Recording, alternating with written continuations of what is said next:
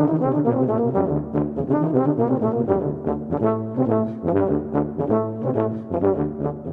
and welcome to the latest episode of the Brass Junkies. I'm your host, Andrew Hitz, and I'm joined by my talented, thoughtful, that's all I got, co-host Lance LaDuke. Lance, how are you? I feel so touched by your introduction. I really tried to. You did. I appreciate it. I could see the effort. I prayed this morning. I was like, God, can you please make me sound sincere when I say nice things very briefly about Lance during the intro at like 8 p.m. tonight. But yeah, that was just, yeah, you Can't get complain. what you get. Yeah, Can't complain. You can. I just won't care. Well, yeah. So my son turned 7 yesterday. That's crazy. Isn't that wild? Yeah. Yeah, it's really wild. Did he have a fun one? He did. We didn't have a party for a number of reasons. Yeah. I mean, like a number of pandemic-related reasons. Right. But we overcompensated with gifts. So Nice. as did both sets of grandparents, and yeah, he had a great.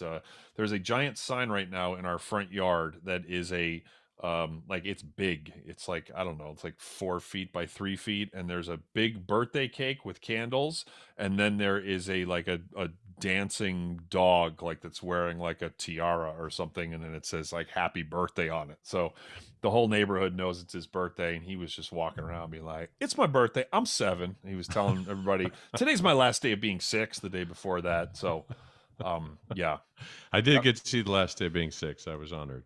Yes, that's right. That's right. Yes.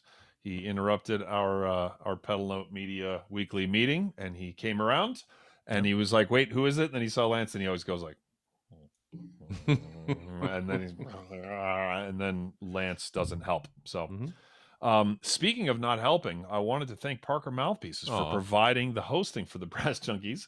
Parker Mouthpieces offers fine customizable component mouthpieces for horn, trombone, euphonium, and tuba, including the Andrew Hitz Artist Model Tuba Mouthpiece and the Lance LaDuke Model Euphonium Mouthpiece. Sweet.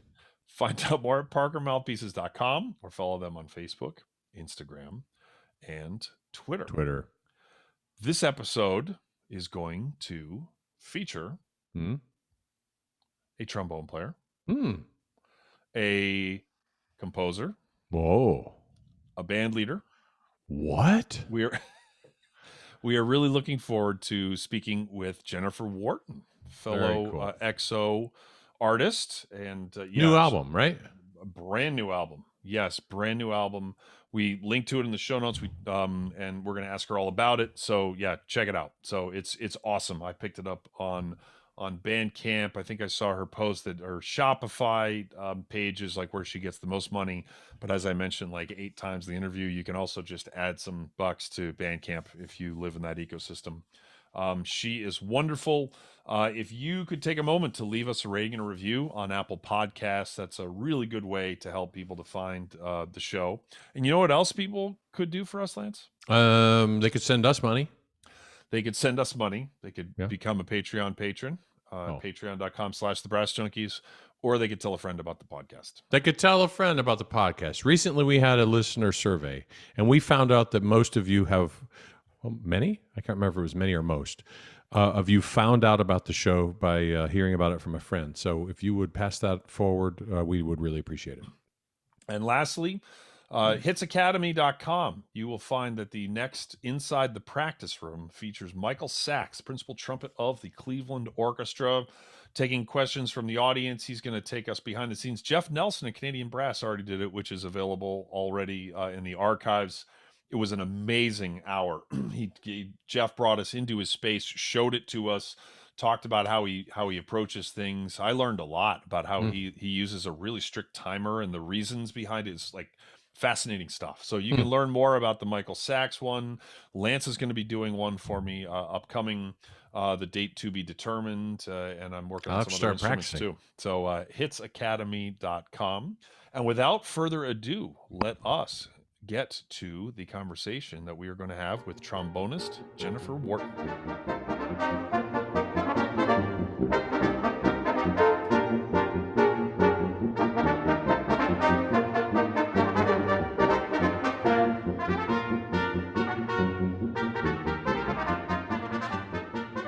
And today on the Brass Junkies, we are joined by a trombonist, a tubist, a bass trombonist. She has an awesome. Your motto is "I play low notes," which is wonderful. That's a great tagline. Whatever it is, it's awesome. Jennifer Wharton, how are you? I am well. How are you? Doing great. You had a big day. Was it yesterday or 2 days ago? Time means nothing to me anymore, as we were just saying in our pre-show banter. So, was it yesterday that your album came out, or 2 days ago? Friday, 2 Friday. days ago. That's great. Congratulations. We're gonna talk. We're gonna talk all about that. But the first question I have is, what is it like for your husband to be married to a famous trombonist? That's a great question. That's so cute. I mean, if I'm assuming everybody knows him more than they know me, but if someone doesn't know, I'm married to John Fedchuk, and he's pretty well known in the jazz world, in the jazz trombone world, in the trombone world, I think. And he is a prince, but he's also been my biggest supporter. There's nothing that I've done with the band that could have been done as easily without him. You know, he's just been the best human to have around, and just always cheering me on, always being so proud of me. And I just can't speak of him highly enough. You know, I just love the crap out of that guy. I wasn't braced for this much sincerity right out of the gate. I was gonna say, this is like, she's Lance. She's never listened to the show. Yeah, this is not our brand. I'm sorry. He's no, he's just such a good egg. That's great. No, I've met him a few times, and he struck me as that. But I'm obviously He not struck married you? to him. Yes, he struck me, but he did it in a very loving way, in a supportive, yeah. He's a gentle giant. Yeah, there you go. By the way, I saw a hilarious video, and I don't remember what format this was, on Facebook or wherever, recently, of the two of you, where somebody had, you said you got asked a lot if the two of you played duets, and that the two of you, well, I'll let you say, because it was hilarious. Well, yeah, so we rarely play together, and we did try to play duets once. That was the funny part. I think it was about 10 minutes, and it was awful. We just couldn't make it work. You could feel the energy from both of you. Like, there was no vigor, but you could feel the uncomfortableness from both of you reminiscing about those 10 minutes. And it was just kind of like this, like, we're okay to talk about this publicly, but we're not doing that ever again. It was fascinating. It reminded me of, I used to be a triathlete, until my body decided it hated me. And, but he thought it would be a good idea to go running with me. And I'm a pretty slow runner, so I thought he'd be fine, but no. And he wanted to hold hands while we were running. I was like, no. I think he was just kidding, but it was so sweet. I mean, he's just such a big old softie. Well, maybe that was. Were you guys trying to hold hands while you were doing duets? Because that would be that was probably a problem. Yeah. Was it the I gotta go here. Is it the Cialis ad where there's like the couple in the two bathtubs? Yeah. But with trombones. He's like one of those people that is just like, oh, you're into doing that? Okay, I'll try it. And it's not that he ever had any desire to try running ever, but he was like, oh, you're really into that? Okay, I'm gonna be a good husband. I'll try that.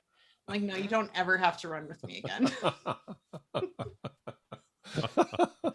Anyway, my goal was not to talk about him for much of the interview at all. I just assume you get asked about him all the time. So I thought I would turn the tide and just see what it was like for him to be married to a famous trombone player, because you're doing incredibly badass creative things, and during during COVID, before and during, and so can you tell us about Bonegasm? Sure. So the name, it was just a name for many years. It was back in the days when you needed to have a username for Google. I mean, for YouTube. Mm-hmm. And before Google took it over. And yeah, that was my username. And somewhere along the line, when I decided I wanted to create this group, I was like, of course it has to be named Bonegasm. I mean, that's the only option. And of course it sounds dirty, but it's not. There's a definition. It's the feeling of pleasure you have in your ears when hearing a group of trombone players. So it's gotten me in trouble because some people are upset that it's not super friendly for young players. And I just have to go, I'm sorry, but this is my band. If you Right. would like a different band with a different name, please start your own.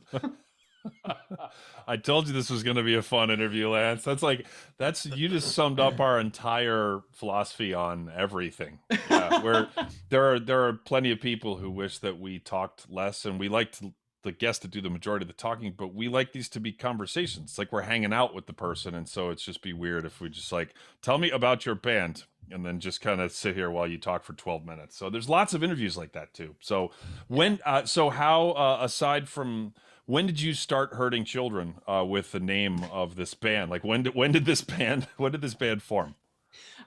So we formed in 2017. Okay. The idea sort of came to me in 2016 and then formed in 2017. And I started commissioning people to write music probably late 2016, and got a collection of music together and had our first gig in July, I believe July 20 something in 2017. And it was so much fun. And this band has sort of been my way of forcing myself how to learn to improvise. So Cool. it's what is that thing when you want to learn a language, you move to the country? That's kind of my musical way of doing that. Immersion. Yeah. So who's in the band? What's the instrumentation? Like, what's the makeup? It's 4 trombones and rhythm section. It's who needs trumpets or saxes, right? You get no argument here. So what would you say your influences were? Like you had this idea because you were inspired by this or that, or you just had a cool idea, or what was the impetus for the idea? So I got a classical degree from NEC, and I always wanted to have a trombone quartet, and I just thought no one would ever want to play with me. So I never formed it, and I wanted it for so long. Why did you think that? I don't know. I mean, what is it that everyone has? Imposter Like syndrome, imposter syndrome. or just not thinking I was good enough. I mean, I'm so hard on myself, and I don't say that to get compliments. I try to be honest about how hard I am on myself, because if other people can recognize it and I can talk about how detrimental it's been to me, just my, emotional state, then maybe they can not beat up themselves. I think George Curran told a student that we both taught, I think he told not to feed the beast. And so I've been feeding my beast for a couple decades now, and I can tell you it's not a worthy endeavor. But I feel like if I talk about it a lot, then people will know that, I was scared to do this for 20 years. Then I finally did it, and it was fine. Nobody died, and it's been fun. It's been good. So what caused you to say, okay, even if it fails, I'm going to do this anyway? What was the imposter syndrome aside, I'm going? Yeah. It was a number of things that sort of happened within about 2 or 3 years. For a long time, I was the only chick bass trombone player in New York, at least that I saw out and about. And when other female bass trombonists started moving to town, I had an identity crisis. I thought I was going to lose all my work. I was like, well, who am I if I'm not the chick bass trombone player? And I had a really great conversation with Ingrid Jensen, famous jazz trumpet player. And she said, you need to create something of your own. So that was kind of the fire that was lit under my ass, for lack of a better term. Mm-hmm. She was like, do something for you. With Broadway, you're always waiting to be called. I mean, as a trombone player in general, you're always waiting to be called for gigs unless you do have something of your own. So it was a slow road. It took me, I think, 2 more years after that conversation. But it's also interesting because I didn't have many women I could talk to about sort of that feeling, like being replaced by just one other person moving to town or two other people, because were such few women doing what I did that I had no one to talk to about it. And the closest person I could get to was Ingrid Jensen, who lives in sort of another genre and everything, but she had really good advice. So I'm glad I talked to her. And I don't think I ever told her that she helped me form the band, but maybe I will someday. Yeah, I hope so. Yeah. Well, because don't you think that's like key? I mean, to pay it forward now, don't you feel like this is huge? Yeah, and I feel like I can be the person that I wish I had to talk to. Just for people coming up, for people that men and women, doing the things that I'm doing and talking about, the nitty gritty stuff and talking about mental well-being as well. I try to do that where I teach. I talk about, especially during COVID, trying to maintain just some sort of forward momentum, however small. That's been the name of the game in COVID for me. And I love the fact that now if there's a young person out there that wants to come to New York and do what I do, they can talk to me. And it feels good.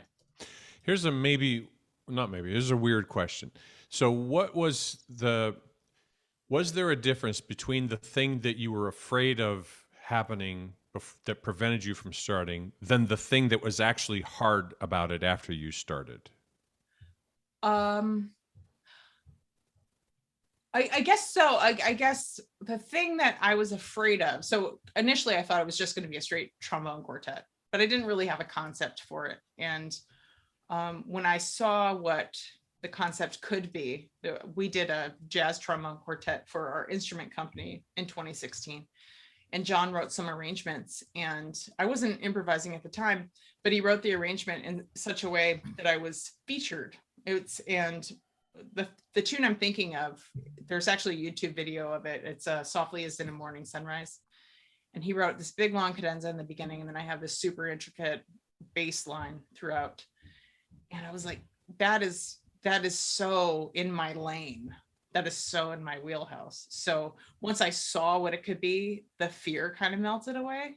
And then I was like, I wasn't afraid to ask people to play with me. I've spent so much time in big bands that I knew so many trombones that if several people said no, I still could get, a quartet together. So that was fine. And I think the hardest part was and is me pushing myself to learn how to improvise better and better and better.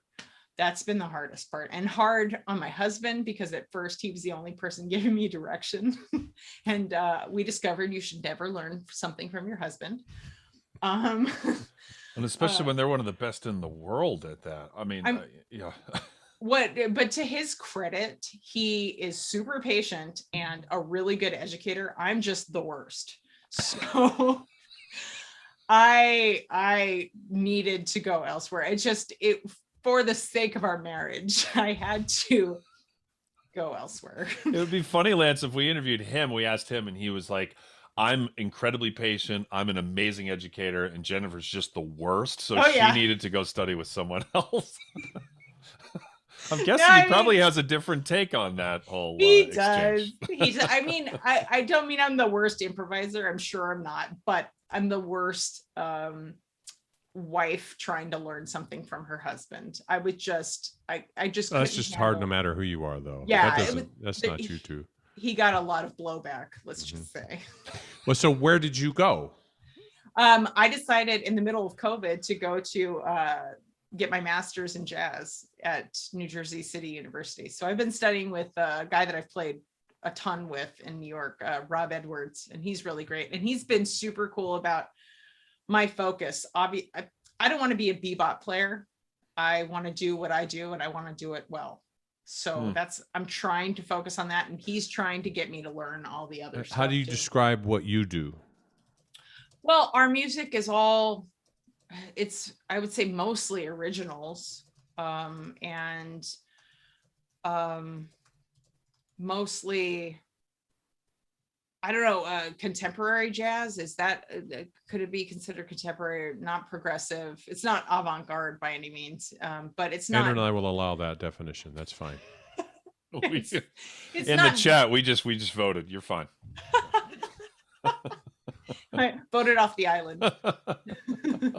Well, then we have to do this all by ourselves. That's more work. So we're there's a very good chance we're not going We to can't even hold hands. No. And so then another question I had was, and it doesn't, so you knew what the group was, you knew what you wanted to do, and then how do you go about the process of casting? There were several people I knew I wanted to have in the band, and luckily they all said yes. So And you Alan knew because of who they were, how they played, both? Like, what was it Both. about them? Yeah. both. One, Alan Ferber, he has a big band that I play in, and we're from the same area in California, though we never met until we were in New York. And he wrote the tune that made me want to learn how to improvise. It's called North Rampart, and we have an arrangement of it. It's on the first album, and it was so beautiful.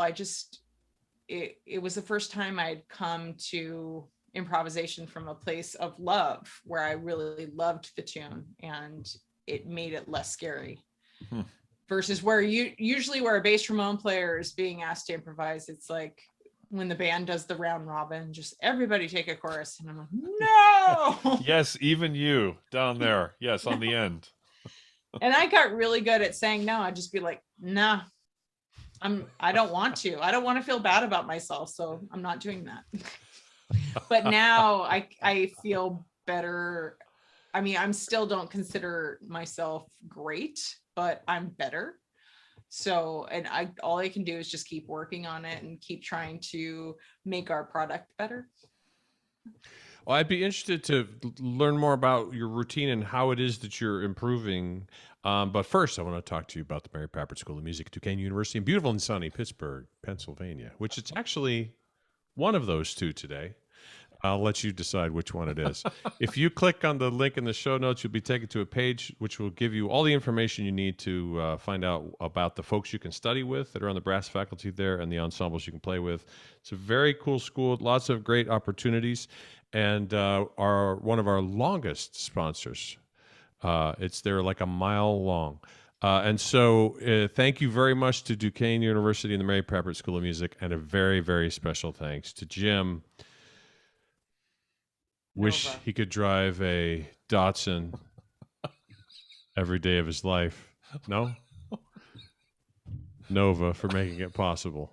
I'd like to see him driving a Datsun. I actually would too, since he's what he's like. I He's a flew car to Germany snob. to Yeah. buy a BMW Yeah, that's right. that they then mailed home for me. Right. So I guess I would enjoy watching him drive a Datsun as well. So I met him in Boston when I was in school. Really? Oh, And Yeah, I what met him what years ago. so you still owe you money? We gotta get some dirt. What terrible thing did he do? He's a good friend of ours. he's So a we need sponsor to and a move him good up. friend. So we say terrible things about him. We will not say terrible things about you when you're gone because we don't know you well enough. But Jim, if you give us money though as a sponsor, then we will talk crap about you every episode. It's there's a lot to unpack there, which we're not qualified to do. But so, what was your interaction with Jim back in the day? I think he was dating a friend of mine. I already like where this is going. Mm-hmm. I don't know how it ended, but he was out of school. And I don't know if we even played together, but I remember him being very nice. And I do have Oh, pictures we're of not him. talking about the same guy then. I have pictures of him, and there was alcohol involved. That's all I know. Okay. There you go. That'll do. I don't know how it ended with my friend. I just know it did. Yeah. So Well, I played Just with him assume poorly. since. I've gone down to do the STS professor's choir, so I get to hang Cool. out with him a little bit. He's a lot of fun. I dig him. he is. Okay, so if you will indulge us, your process for getting better at improvisation is ... Asking someone to show me. No. ... Okay, so listening is obviously, everybody says it. Listening, I don't listen enough. That's one thing I wish. It's something I fell out. it's a habit I wish I hadn't let go. I don't listen to enough music, but also just doing it every day and getting over yourself. And I think that's applies to a lot of practicing that we have to do when we're trying things. What was hard for me is that I was playing at a certain level professionally, and yet I was basically like, you know, bad high school student improvisatorily. Yeah. And it's really That's hard. Hard to take that many steps back. But I also know that I'm way harder on myself than I should be. So I think it's probably not as bad as I feel it is. And I know I'm getting better all the time because things feel easier. And I still don't believe my husband when he tells me it sounds good. He is a well-known liar. So yeah, you know, there is that. I know, I'm the worst. It is though. I mean, it takes. I pray that this does not sound like a pat on the head in any way, because it's not intended as one. But it takes courage to because what you did already, like playing bass trombone in big bands without improvising and playing Broadway shows, and you're at the top of that heap, right? I mean, you're amazing at that. And so to go out of your comfort zone, but also with that being like what the person that you cohabitate with, right? I mean, it could also be a brother or sister, or it could be a father or mother, or uncle, or it doesn't have to be a spouse necessarily. But that they're known as like one of the greatest that's ever done it, right? I mean, literally, if you don't know go check it out. If you don't know his music, he's amazing. That takes courage. It's a hell of a lot easier to just not do all of that, right? Yes, it is. It is yeah. a hell of a lot easier. Yeah. But that's to be commended. Oh, thank you. Thank you very much. I think it's because I fell in love with that tune, and I fell in love with the band and how much fun it is to play. And it's like my baby now. I want to nurture and feed the baby. I'm never having kids, so pardon me for the analogy, but I want to make it better, and I want us to play more, and I want people to fall in love with the sound of the trombones despite their best efforts. The biggest compliment I can get and have received about the band is that they forgot that it was all trombone players. They're just listening to the music, and the music is super interesting. I mentioned commissions. That's really hard to say. I mentioned commissions. But I wanted to run it like a classical ensemble, where I was commissioning people to write music for the ensemble. And obviously, my husband writes for the ensemble. Alan Ferber does, Nate Malin does, the pianist Mike Eckroth did. And, to have all these various people writing for it, you get a lot of different styles and a lot of different takes on what the trombone can do. And I think that is what I love most about it. It's showing what we can do. We're not just stuck in the middle of the band behind a stand. What's your dream or vision for the band? What would you like if you could pick it? Where does this go? Definitely world domination. I don't see why not. Yeah, I mean, I don't think that your band would do a worse job necessarily than the global power structure that's in place. So I'm willing to roll the dice. Anyway, it's just a math issue. Statistically speaking, you'll probably do a better job. I mean, this has already exceeded my expectations. I never dreamed that people would love it as much as they have and be so supportive of it, especially during this time. It's been really fun. So now I'm kind of like, okay, well, obviously we have to make more music. If we could play more, tour more, all that stuff, just keep bringing really good music, instrumental music to folks that didn't know they were even missing that in their lives. If we're talking money, that's where the money is. It's not with our musician friends that might respect us or like the music. It's with everybody else. Right. Basically, musicians hardly ever buy money. I mean, buy music. I can't speak English. More money. I'm going to have another sip of my Bloody Mary. Money's expensive these days. Yeah. But you get what you pay for. I'll give you that.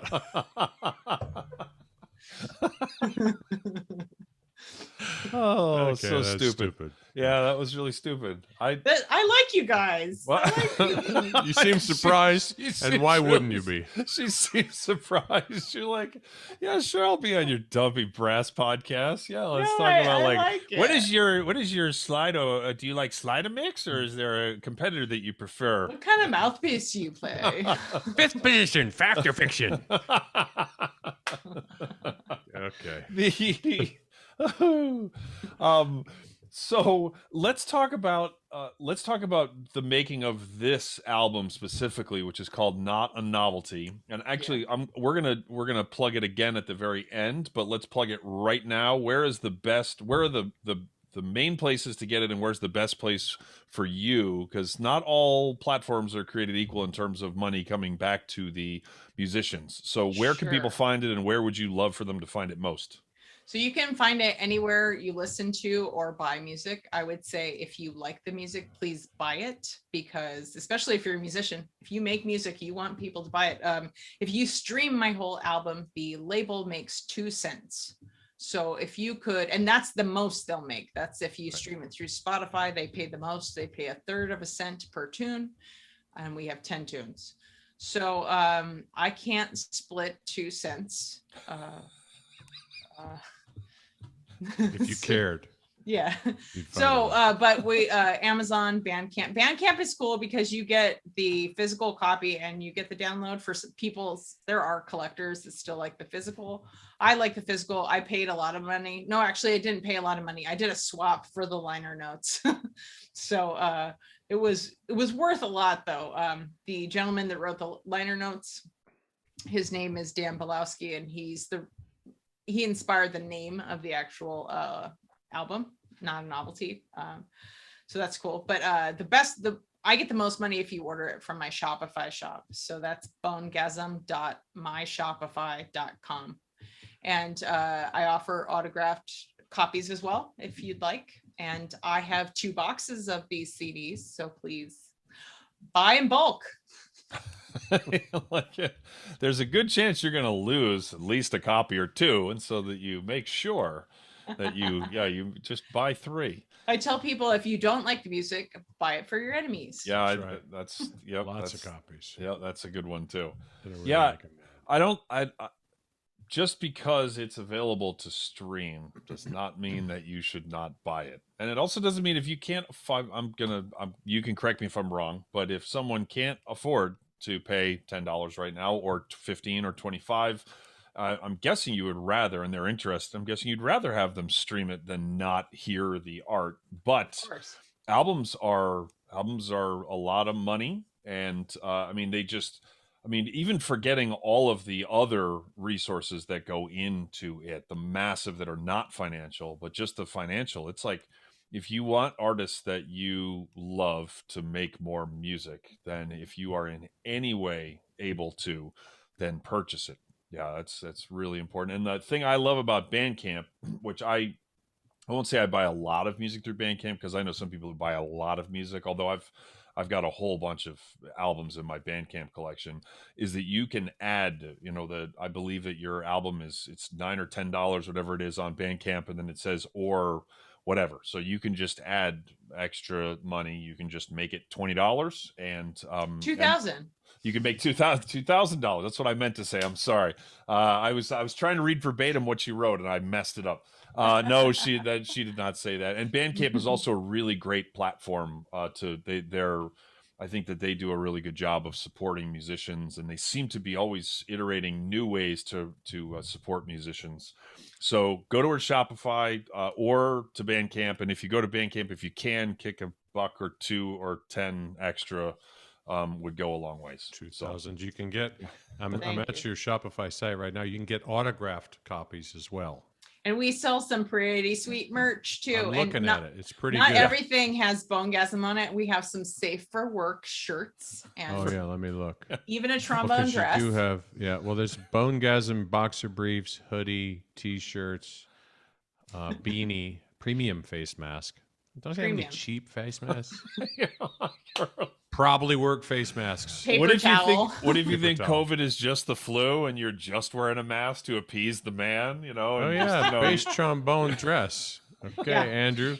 Christmas for Andrew. Check. hey man. Wait, Bass and trombone that- tank top. Check. The bass trombone that's on all of that is actually my horn. It's a picture of my horn that I digitized. So yeah. Oh, And all Right over here. bass trombone all over shirt. I dig it. Hey, the drummer for my favorite band in the world wears a dress on stage, so you know, so I'm down with a bass trombone dress. I It's don't. not I've- men's or women's clothes. They're just No, clothes. Exactly. True. Now I have absolutely no idea what dress size I am. That I'll let Lance I'll let Lance guess on that. Yeah, because it's only 18% spandex. Yeah. So we're gonna need. Which COVID means weight. you need to get close-ish. Like you don't have Yeah. to nail it, but you can't be like No. way off. Yeah. So there's stretch pants, but no, not that stretchy. So so let's talk about the process of actually recording this album, especially during. Did you record this during COVID? This wasn't all recorded over a year ago, right? This is Nope. more recent. So Yeah, we- how the hell did this work? So I was lucky enough right before COVID, right before the shutdown, beginning of March, I received a grant from the New York Foundation of the Arts, New York City Women's Fund. And that helped a lot because I couldn't spend it on anything other than the album. So Right. originally we were supposed to record in June. And in addition to a bunch of out of town gigs we had and whatever, obviously everything got canceled. And I was sitting there saying, okay, well, how do we do this? I can't put my life on hold for the pandemic. And also I was going pretty crazy. I'm one of those people, if I'm not doing 1,000 things, I'm just like, you know, going nuts. I can't relax. So you might as well be doing something. And we were doing some virtual recordings for some big bands. I think the one I'm thinking of is probably the Stephen Feifke, Bijan Watson. They've got a band, I think it's called Generation Gap. And they're putting out a CD, I believe. I could be wrong about that, but we were, both my husband and I are in that, and we were recording our tracks and some pretty intricate parts. And John said, well, man, you know, after playing through this a couple times and recording it, I know it pretty well. So how about we do that with all of this music? Because we only had maybe 2 or 3 tunes of the commissions before the pandemic. So all the rest of the tunes we got were brand new. We'd never played them. Mm. And so that's what we did. John made stems, you know, with click track and MIDI versions of all the parts and sent them to everybody. We all sent them back to him. He mixed them, like did a rough mix so we could all hear what they were. No one did any solos. There's no video involved, but we could all kind of get a picture of what it was. And then we did 2 outdoor gigs. One was at the Culture Lab in Long Island City here, and the other was on Dan Belowski's lawn. He was he actually is a jazz writer. He reviewed the first album, and that's where I got the name of our current album. But so he invited us out to his lawn, and his neighbors came out and his students came out and paid money, and we did a whole set there, and then Wow. we recorded the next 2 days. Did he yell "Get off of my lawn" at the end of the concert? That's what I would have done. I would have been waiting the whole time. You get out of here. That's fascinating to me that there were 3 tunes that you had played together, and then the other 7 you didn't exist yet, so you by definition had not played them in the same place. Can you tell us a little bit more about what a stem is? Sure. So people refer to this, and I've actually never really looked it up or verified this information, but stems are referring to the MIDI part like just the actual audio track of just someone's part. So if you're, say, the drummer, you have the stems of the bass and the piano part. You're not actually playing with people, but you know kind of what that part is going to sound like ish. Mm-hmm. So that's the best definition. I might be completely off, but that's how I think of it. So it is written, so it shall be. Yeah. Yeah. Yeah. It's very, I mean, it's 2021. You get to just make up your own facts about whatever you'd like, really. Yeah. So It's really, this is what I feel it is, and my feelings are more important than what it is actually. We agree. We agree. Nothing to see here. Move along. So, are there any aspects of the process which you had to do because of COVID that you would choose to do moving forward? Oh, well, I know what I would not choose to do. One of our trombonists had to record completely remotely. So that basically, with that and the fact that we couldn't really rehearse because at the time there was no vaccine, there was no protocol for being indoors together, and it just wasn't a possibility. So our post-production costs were twice what the first album was. So much so that I couldn't hire the publicist that I originally planned on hiring. And yeah, it was kind of a drag. But did I mention that you can add like $5 to the Bandcamp price if you so choose? So, I'm sorry, I just wanted to get that plug in there again. thank you. You're welcome. But I think going forward, the I don't mean necessarily even in the recording process, but just in the organization process, or maybe the way you approach learning new tunes or collecting new tunes, or maybe the answer is not at all. I'd have to think about. That's a really, I mean, it's a good question. I don't think I have a good answer. Just because everything felt so hard, I'm still sort of like in that mindset about how hard everything was to do. I mean, I was happy to do it. I'm very glad I had to do it, but I don't know if I would do it over again. Yeah. Kind of a thing. Well, I have a definite bias, which is that I think a lot of people just think, I can't wait for this to be over so that we can just forget that all of this happened. And I think that there's a chance for us to make a better thing if we look at the stuff that was awesome, or at least usable and worked, and to integrate that in. Because not everything that we were doing before was awesome and worked great. Yeah, no, you're definitely right. And I think that I think for me personally, recording myself more is something that I would like to do. And there's a lot of things that I'm grateful for. At the beginning of this, I didn't have any kind of audio setup in my house. And now I do. Now I record tracks from home all the time. I didn't know how to use any kind of sound editing software. I didn't know how to write music. I'm writing music now. Yeah, there's a lot of stuff I'm grateful for.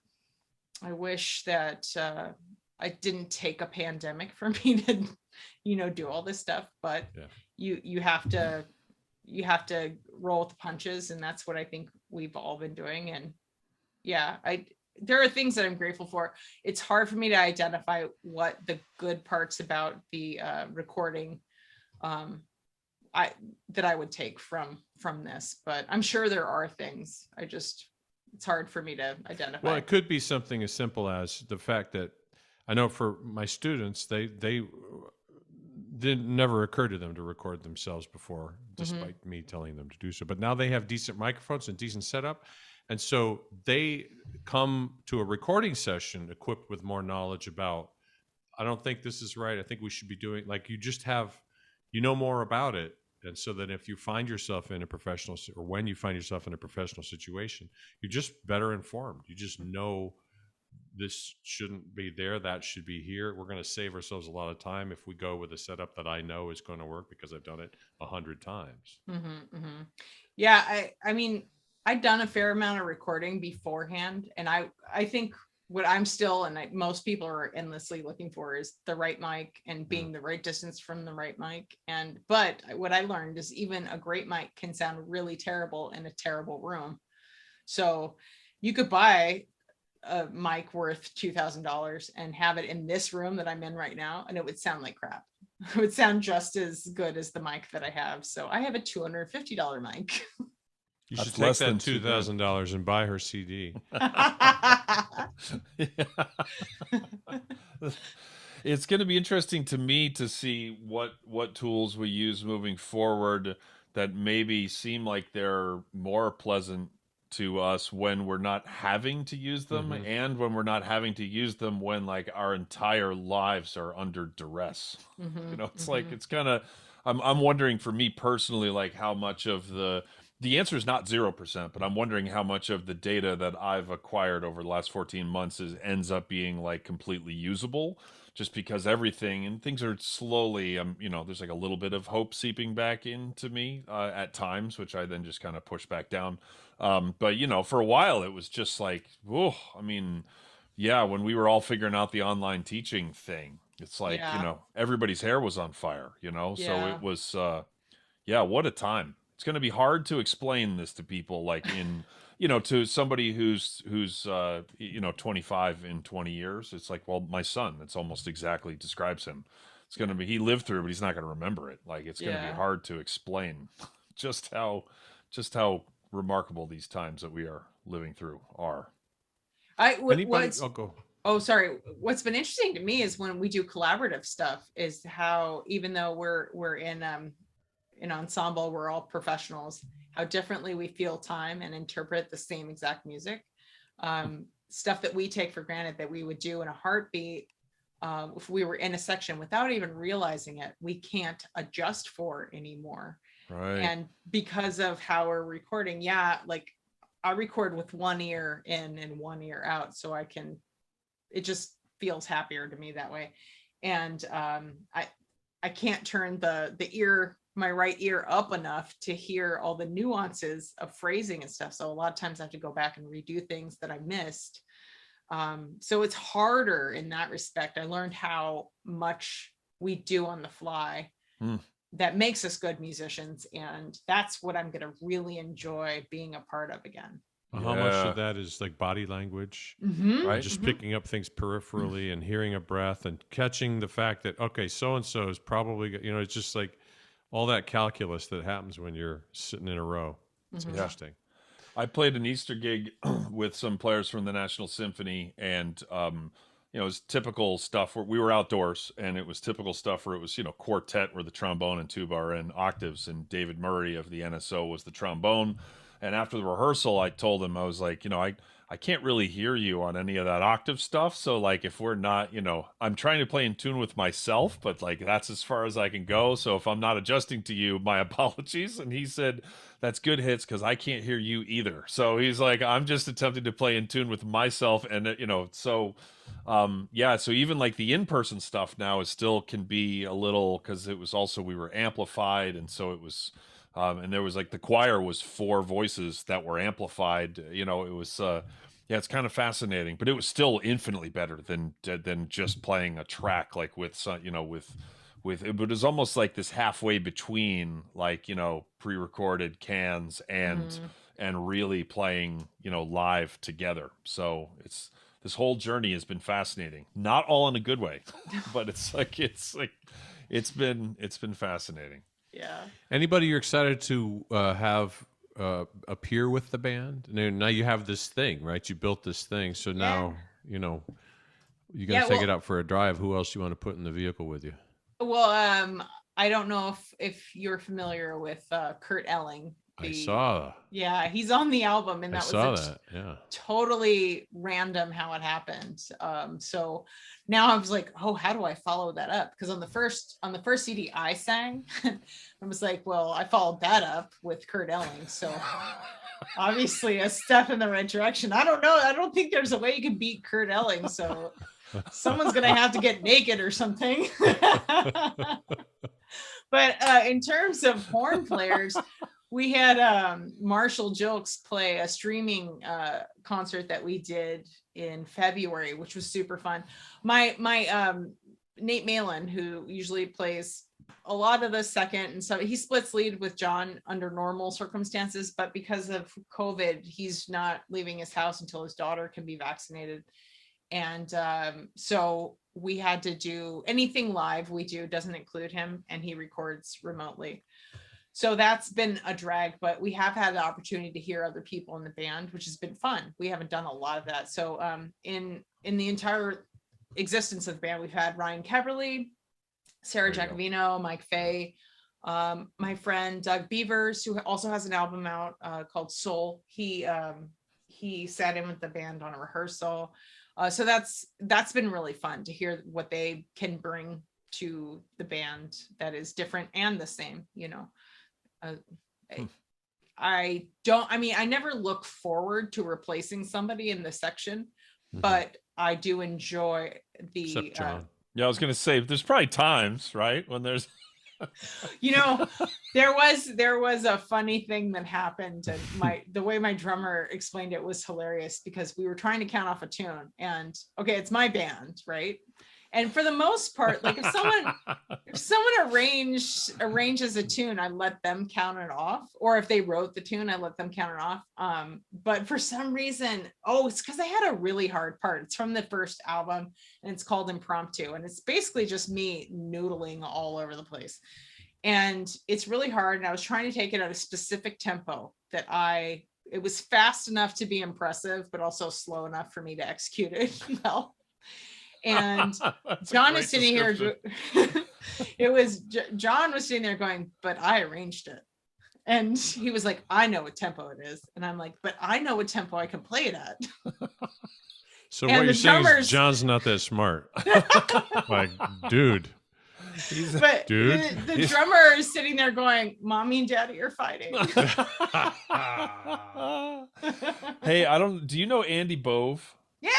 Yeah. So he and I have known each other for over 30 years now. I think that you need to get him and his chimbasso involved somehow. Like, so I'm just saying, he's got like a whole album of like, you know, love songs on chimbasso. So you said before the world didn't know really it was love? lacking. Yeah. It's like love songs on contrabass trombone. That's funny. And the album, it's an awesome album, but he's like got his like bow tie, and he's got, you know, the chimbasso, which I call the kickstand tuba, you know, he's like looking all sharp. It's like, yeah, it's awesome. Yeah, it's great. I love that thing exists. He's great. I did two or three of the big old Game of Thrones things that he did. Yep. It's just incredible to be a part of. I can't believe that he got all those folks in there to do it, and the product was so good. So yeah, pretty impressive. I was invited to do the second one, but I remember you mentioned how you were never going to procreate. Yeah, I couldn't secure any child care, so you did not see me on that session. But I'm not bitter. That's the reason why I don't procreate. Yep, there you go. So, Lance, why don't you tell us about the beautiful people at Houchin Horns? Yeah, it's funny you say that, Andrew, because I've been meaning to tell you that Houchin Horns aims to spread the joy of music through providing the highest level of products, services, and resources to the brass playing community. Isn't that interesting? I just keep forgetting to tell you that. What a coincidence. It's so weird. Oh, and you know what else I forgot to tell you is that they stock the finest makes of brass instruments, including Adams, Bach, Conselmer, Eastman, and Shires, Engelbert, Schmid, Paxman, Thien, Yamaha, and many others. Isn't that something? That is. It's remarkable. You know what else I forgot to tell you is that they do repairs and customizations in-house. You can browse vintage and consignment instruments at houchinhorns.com.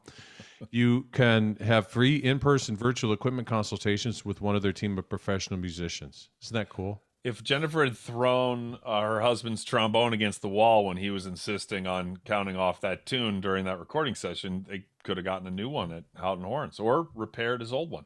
That reminds me, you can enter the promo code Junkies11 at online checkout and receive $500 off your purchase of a new instrument from houchinhorns.com. Thank you, Mark Houghton and Houchin Horns, for being a great sponsor for this show. So there, take that. Can you just do an episode of advertisements? Of course. Now I'd like to take an opportunity to talk to you about the Shopify store for Jennifer Wharton. We're gonna end up editing most of what you've set out, so this will be close to that. So yeah. You know, it occurs to me anytime that you feel self-conscious about when John says you sound good and you can just ask if he wants to go on a run. I wish I could run. It was so man, it was the best Something tells me cardiovascular you shape can of my run life. more than he can still, though. Probably, yeah. Yeah. I just won't be able to walk the next day. Just can't admit that to him. Yeah. So I wanted to. We're almost out of time here, but I think that you do a really good job of utilizing social media. Thanks, That is man. so kind of you. It's Yo. all accidental. But yeah, I'm not surprised to hear that though, because this word gets used too often, and it frequently means nothing. But it's authentic. Like I can tell that, yeah, like I feel, and this is somebody who's doing social media correctly. Where I didn't think that I like knew you well as the result of your social media, but I feel like I know you a little bit because you talk about like struggling with motivation during COVID. You've talked about needing to be kinder to yourself. You've talked about your successes. You talk about like you kind of talk about all like the clip of you and John talking about playing duets. I mean, it's just kind of there's a lot of realness to it, and I was just wondering if you could talk a little bit about it because I think you're a really good example of doing it the right way. That really means a lot to me. Thank you. Sorry to get too serious. No, it's fine. We'll edit it out. It's fine. Yeah, I feel like I'm a constant oversharer, so I really can shine in social media where people are constantly sharing things they probably shouldn't.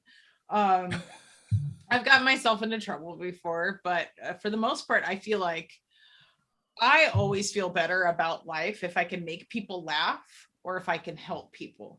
So if it tends to be the theme of most of the stuff that I post. I try not to get political just because I hate arguing.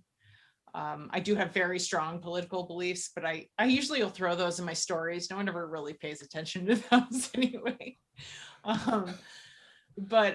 Yeah, so I try to make people laugh or try to help. And that's if it ever feels like I'm oversharing, which it might to a lot of people. I've gotten comments like that before, but I do it in the hopes that me sharing will make someone not feel alone. Because that's the worst thing about COVID is feeling like you're alone. And yeah, I have John here and he's the best, but I know many of my musician friends don't have that. Some of them have even gone through divorce in this period, and that's just, I mean, unimaginable to me. So yeah, if I can give them a laugh or just tell them they're not alone in some small way, really that means a lot to me. And especially if I'm like depressed, I can feel it makes me not feel as alone as well. It's I'm teaching a marketing for musicians class right this semester, and the thing I keep trying to stress over and over and over again is that you've said it beautifully, which is social media that turns me off is stuff that's like me, I'm me, my, I'm wonderful, I'm me. And anything that resonates with me, and I'm not on that much anymore, it's anytime somebody's trying to be helpful or provide value or to be genuine or to share a thing because they think that because they think it will be useful or helpful for someone else. That's it. That's the beginning and the end of it, I think. Not that you shouldn't celebrate your victories, and I mean, first of all, you should do what everybody will want. But the stuff that happens to resonate with me is when someone's really genuinely trying to be a mensch. Yeah, and I'll push back on the notion that it's possible to overshare.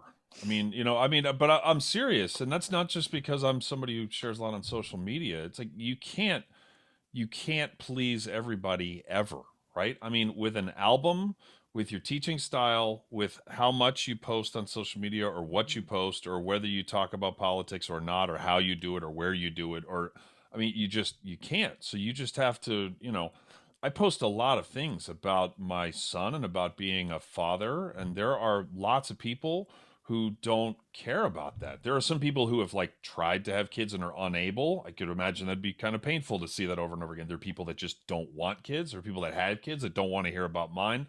Like that's all fine. Like just unfollow, right? I mean, Yeah, or yeah. just or unfriend or whatever. But like you gotta be true to yourself. And you know, I never post selfies of myself because I just don't. That's not It's a me. public service. Yeah, it is a public service, but we have some friends who post selfies of themselves like all the time, and I'm just kind of like, I'm not 16. Like I'm not posting selfies of my, like I'm not taking some beautiful scenery that I'm in and then like throwing my oversized head in front of it. It just doesn't seem like that's a It's value like, add. wow, there was an eclipse that day too. That's But- why my album cover for my first album, it doesn't even have my face on it, because I didn't want to have to, like, you know, I didn't want to have to explain like when I get older that I can't use that photo. So now I can use that photo for the rest of my career. Well, and actually, that tell us about the cover of the, you know, the album of your new album, Not a Novelty, is cool. Like, how did you come up with that cover? Yeah, so I mentioned it a couple times in a review for the first album. Someone said, "From afar, this might seem like a novelty." I'm basically referring to the instrumentation. Might seem like a novelty, but the music argues successfully against that.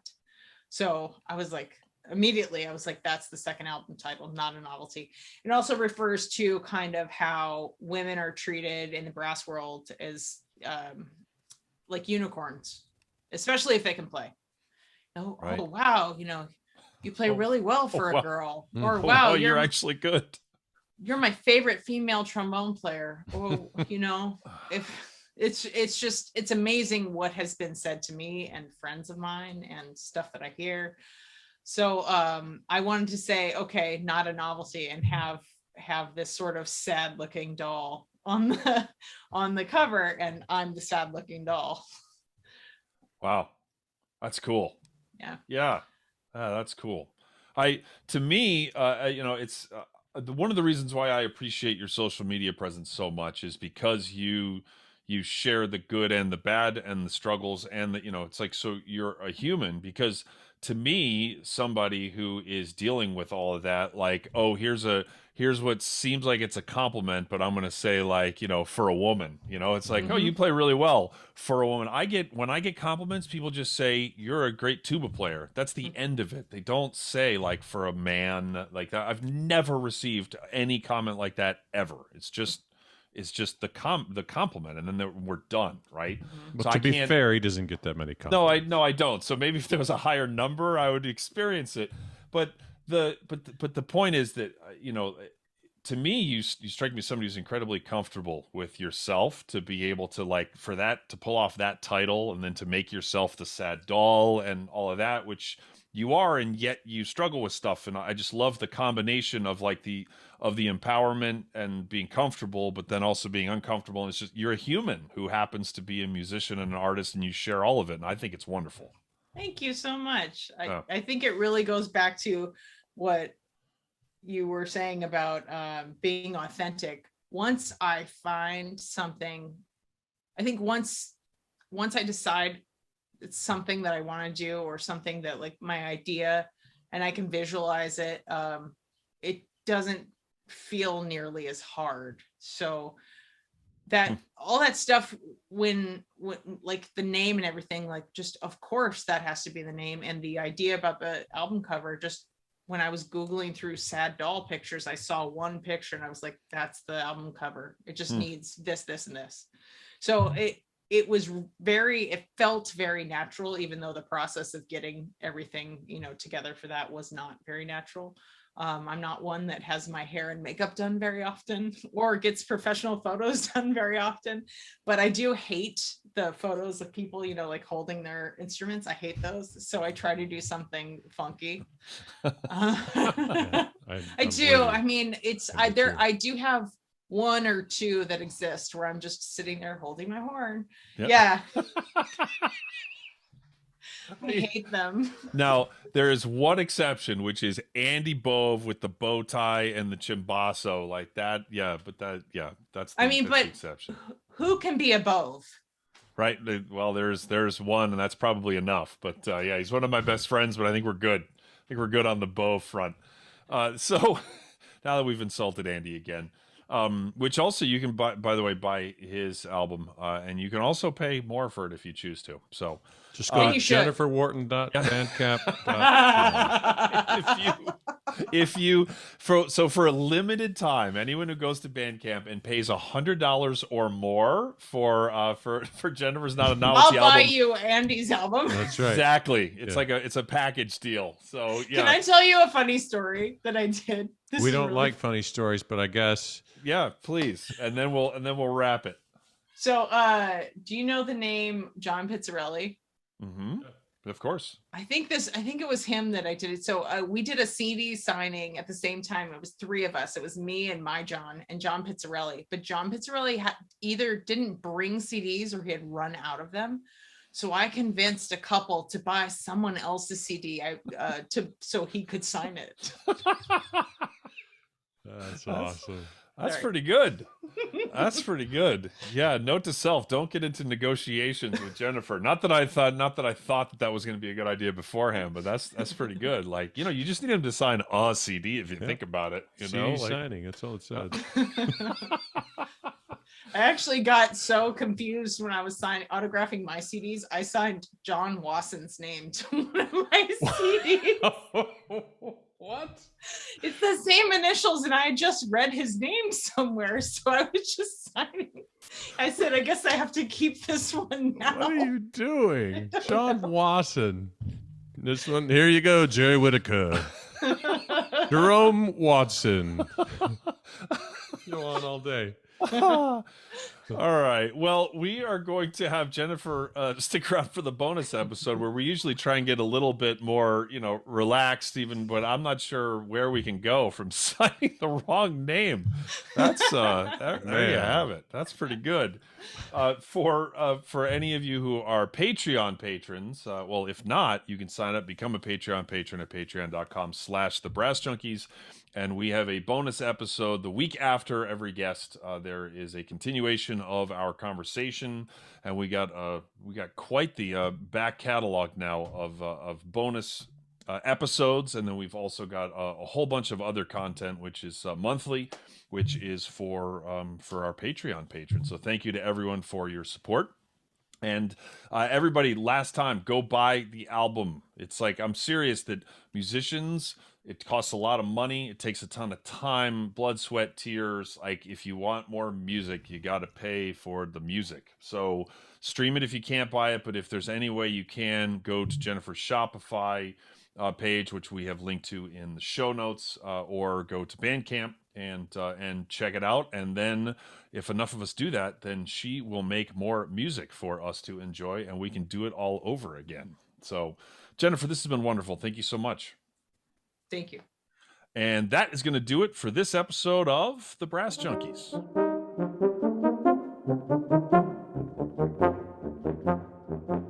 That was one of my favorite interviews that we've ever done. This is all right. I mean, I think it was definitely the best interview we've ever done with someone named Jennifer who plays the bass trombone. Will you at least give me that? Or John Wasson.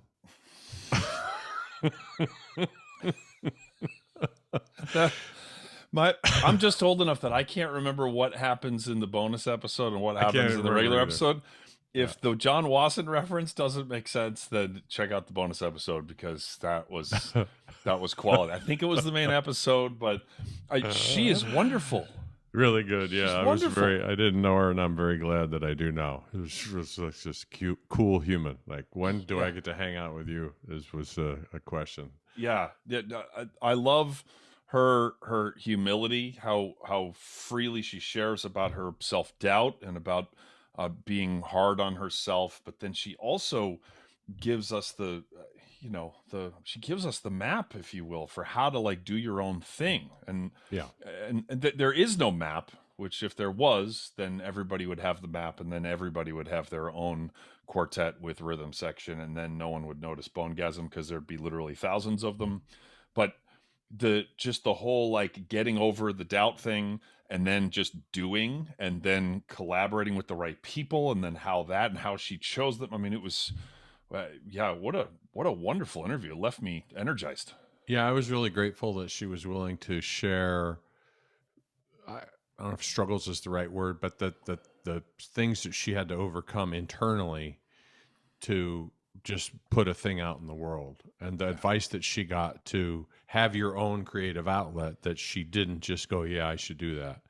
You know, the Steve Martin, I would do anything to get in shape except to work out and eat right. Well, so somebody gave her this advice to build your own thing and have your own thing, because if you're playing in the pit or you're playing in an orchestra, then you're at someone else's bidding. Yeah. So to have the follow through to do a thing, even though she was nervous about doing it, was just awesome. Yeah. I'm writing a book called The Entrepreneurial Musician, which is Who's the it name by? of my other podcast. I'm just handwriting someone else's book, and I'm calling that writing a book. My latest part of that was about remaining teachable, and about I said that I never learned that. the people in the music business who I know who are the happiest remain teachable, and that they're constantly getting out of their comfort zones, and that they're constantly collaborating with people who stretch them. And and Jennifer is like the perfect example of someone who is doing all of that, right? Yeah. Like she has achieved a level of success on Broadway in New York, and playing in big bands that her niche. She could just hang out in non-pandemic times. She could hang out there and just continue to crush that at a world-class level, and and be fine, and pay the bills, and but she was like afraid. I think she used that word. If not, I don't think she would mind me using that word. Like afraid of improvising in a lot of ways, right? At least on this level, like, right. This is not just like playing along with a neighbor saw in your practice room. This is like, with like killer, world class jazz musicians. She actively said no. Yeah, Like, right. no, I'm not. When they're going around the band, she's like, yeah, I'm not doing that. The old the gladiator thing. Yeah, nope. And she went to school, right? I mean, she decided to get her master's, right, in jazz improv, and she's not even just doing the school thing, which I don't want to minimize how how much courage it takes to do that at at our age, meaning that she's a little younger than I am, but when you're not 24, it's not like necessarily a slam dunk to just like, I'll go get my master's, especially in something that makes me uncomfortable. But she's also executing on it like in real time. She's awesome. Really awesome. Cool. And Bonegasm is not replacing, it's not just a better version of trombone quartet with rhythm section than the other 25 that we can all name. It's like, it's a new thing. And it's also not Bonorama. Right? It's correct. It's like it's its own thing. We need the trombone quartet thing, and we need Bonorama, and we need Bonegasm. Yeah. Yep. There's room for all of it now. Yeah. I just saw the movie Soul for the first time at my son's elementary school. They did a drive-in movie theater on Friday, which was cool. It's really good. The main character said that something to the effect of like, the song is just like, the vehicle for the artist, which I'm kind of butchering that, but I really liked that, and that's, you and I have talked about that many times. Like, that's what we need, right? That's the one thing that you have over all of our listeners, is that you're Lance and that they're not, and they have that over you, that they are them. And I'm constantly trying to, to implore to young tuba players who I work with that, like, that's the thing. Like, they don't need an impersonation of me or Sam or Carol Yonch or Sergio Carolino or or Deanna Swoboda or anybody. We need you. We need you. And Jennifer's just like, what an example of that. Yeah. Yeah. To be unapologetically yourself, I think, is the best gift you can give yourself. Yeah, and the best gift you can give the world. Right. It's literally the best thing for everybody. The problem is that it's really damn hard. And it's There's scary. a bunch of people who and- shoot at you too. That's right. Yep. Because if I'm doing an impersonation of somebody and then you don't like it, Seth Godin talks about this all the time. Like we're building on an empty lot, as he calls it, right? Which is that if you start your own business and you're like, you start a store, I don't know, what do we want to sell? You want to sell ukuleles, Lance? You know, like you find the place to build the store, and then you work with an architect to design the store, and then you do all of that. If it turns out that the entrance is like not really on the right side of the building, it turns out that there's more traffic on the other side, then you'd be like, what idiot put the door here? It's like, well, you're the idiot, right? Yep. Or if the location isn't good, you chose it, right? Whereas if you work for somebody and then you say, yeah, the sign isn't big enough and it's not facing the right way, and it's like when you get to decide everything, it's scary. And so until Jennifer shared Bonegasm with the world, then none of us had the opportunity to think that Bonegasm sucks, right? And we couldn't tell anybody else. We couldn't tell her, which I don't know if you know this, but a lot of people will share opinions, hiding behind anonymity on the internet. Yeah, they're not trying to make anything better. No. I'm not trying to give you any useful criticism. I just want you to know that that your band sucks. So I hurt inside, so I want you to as well. Don't blow out my flame to make yours glow brighter. Yes, is the phrase that I like to use. So that's why I thought this interview was so good, because and she's funny. And she's hilarious. Yes, she is hilarious. I do like that after the fact, when we kept on chatting, because during either the episode or the bonus episode, when she's like, when are we hanging out in real life? But then afterwards, we like kept telling stories and about how we were being mean to, I think it was always Jeff, Probably right? Jeff, in Boston Brass. And then she was like, I'm not sure actually that I want to hang out with you guys anymore. I was like, there you go. Now this is we're getting getting real. someplace. Yeah. So thank you to Jennifer for a wonderful interview. Boy, I got so much out of that, and thank you all for listening, for watching, for leaving a rating and a review, for telling a friend, for telling an enemy, as lots of enemies. As Jennifer said, if you know somebody who will hate it, then just unload on them. So, and I think that's it. Is there anything else that I'm forgetting, Lance? Yeah, absolutely, lots. That's gonna do it for another episode of the Brass Junkies. You've been listening to The Brass Junkies on the Pedal Note Media Podcast Network. If you would like to hear the bonus episode featuring today's guest, please visit patreon.com/thebrassjunkies to learn how you can support the show and instantly access all bonus materials, as well as gain access to a special patron-only Facebook group. The Brass Junkies is produced by the amazing, wonderful, and truly inspirational Will Houchin. The theme music was composed by Fernando Dados and performed by Andrew Hitz and Lance LaDuke. We are at Pray for Jens on Twitter and Instagram, and have a Facebook page at facebook.com/prayforjens. You can find out more about the Brass Junkies and all the other Pedal Note Media podcasts at pedalnotemedia.com. This has been a presentation of the Pedal Note Media Podcast Network.